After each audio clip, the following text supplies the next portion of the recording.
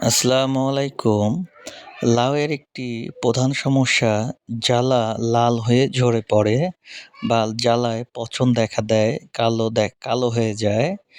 এটি হচ্ছে একটি প্রধান সমস্যা। সেজন্য লাউয়ের ফলন কাঙ্ক্ষিত পাওয়া যায় না।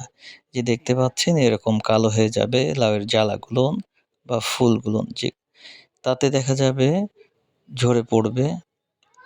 সেজন্য প্রাথমিক অবস্থায় যদি স্প্রে দেওয়া যায় এটা রোধ করা সম্ভব। ডাইথেনেম, ইন্ডোফিল, জ্যাজ এই জাতীয় গ্রুপের ঔষধ ১৬ লিটার পানিতে ৩৩ গ্রাম অথবা গোল্ডাজিম, নুইন, অটোস্টিন, কাফা ১৬ লিটার পানিতে ৩৩ গ্রাম হারে যে কোনো একটি গ্রুপের ঔষধ স্প্রে করবেন। প্রথম স্প্রের পর ৭ থেকে ৮ দিন পর পুনরায়। তবে মনে রাখবেন প্রথম যখন দেখা দিবে লক্ষণ তখন স্প্রে করলে ভালো রেজাল্ট পাবেন ইনশাআল্লাহ।